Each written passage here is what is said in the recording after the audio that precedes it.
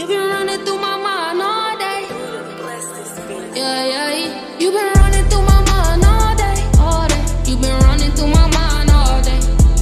You've been running through my mind all day. You've been running through my mind all day. You've been running through my mind all day. You've been running through my mind all day. Definisi dari leadership atau kepemimpinan adalah kemampuan mempengaruhi seseorang untuk bekerja sama dalam mencapai tujuan. Pendekatan kepemimpinan ada 4. Yang pertama adalah level 5 leadership, yang mana seorang pemimpin bersikap rendah hati namun tetap memiliki tekad yang kuat untuk melakukan yang terbaik dalam organisasi. Contohnya seorang CEO yang selalu memuji hasil kerja keras timnya namun tetap memastikan visi perusahaan tercapai. Yang kedua adalah servant leadership, yang mana seorang pemimpin lebih mengutamakan pelayanan dan juga kebutuhan karyawannya. Contohnya seorang HRD yang terjun langsung untuk mendengarkan keluh kesah para karyawannya. Yang ketiga ada authentic leadership, yang mana seorang pemimpin bertindak berdasarkan jati dirinya. Contohnya seorang direktur yang tetap bersikap terbuka dan juga jujur ketika mengambil keputusan, meski itu adalah keputusan yang sulit. Yang keempat adalah attractive leadership, yang mana seorang pemimpin senang berkolaborasi dengan timnya. Contohnya kepala divisi yang sering mengajak diskusi timnya, tidak hanya memberikan perintah saja. Selanjutnya adalah behavior process, yaitu pendekatan bahwa keberhasilan atau kegagalan pemimpin tergantung terhadap gaya atau pemimpin modelnya seperti apa.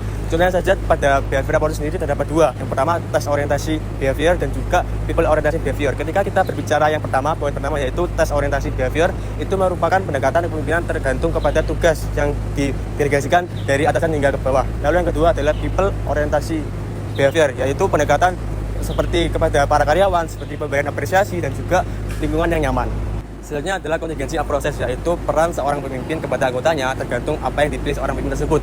Di sini kita berbicara sesuai atau tidak sesuainya tergantung gaya kepemimpinan, dan juga di sini terdapat dua contoh. Yang pertama adalah sesuai dengan pendekatan karyawan dan yang ketiga adalah sesuai dengan pendekatan lingkungan.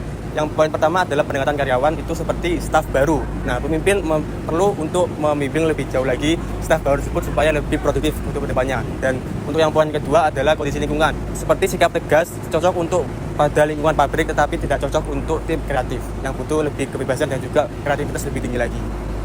Baik, selanjutnya adalah charismatic leadership. Ini adalah pemimpin yang bisa mendorong timnya dan mempunyai visi yang besar, meski ada tantangan. Contohnya seperti CEO startup yang mempunyai visi yang besar tentang masa depan teknologi, walau harus kerja keras dan ada tantangan besar yang dihadapi. Yang selanjutnya adalah transformational leadership, adalah kepemimpinan yang mendorong perubahan dan inovasi dengan cara memahami kebutuhan tim, mengajak berpikir kreatif, dan menjadi contoh yang lebih baik. Contohnya adalah manajer yang mendorong timnya untuk berpikir out of the box, terbuka pada ide-ide baru, dan selalu memberi contoh sikap kerja yang positif. Selanjutnya adalah followership. Followership adalah kemampuan seseorang untuk menghadapi, mendukung, mengikuti pemimpin secara aktif demi tujuan bersama. Jadi followership itu jenisnya ada 5 sebagai berikut. Yang pertama adalah alienated follower. Ini adalah pengikut yang mampu berpikir namun tidak berpartisipasi secara aktif. Contohnya seperti karyawan pintar tapi sering cuek dan sinis terhadap keputusan tim. Yang kedua ada conformist follower. Ini adalah pengikut yang berpartisipasi secara aktif dalam hubungan dengan pemimpin tetapi tidak menggunakan keterampilan berpikir kritis. Contohnya karyawan yang nurut semua perintah atasan tanpa mempertanyakan walau itu salah. Dan yang ketiga ada pragmatic survivor. Ini adalah pengikut yang menyesuaikan dengan situasi yang ada atau fleksibel. Contohnya seperti karyawan yang bisa ikut aktif atau pasif tergantung lingkungan kerja atau siapa pemimpinnya.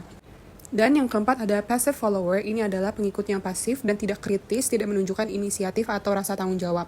Contohnya seperti karyawan yang hanya menunggu perintah dan tidak pernah memberi ide. Dan yang terakhir adalah effective follower. Ini adalah pengikut yang mempunyai pemikiran kritis, independen, dan aktif dalam organisasi. Contohnya adalah karyawan yang berani memberi masukan, berpikir strategis, dan tetap loyal. Materi yang terakhir adalah power dan influence. Power atau kekuasaan adalah kemampuan untuk mempengaruhi perilaku orang lain.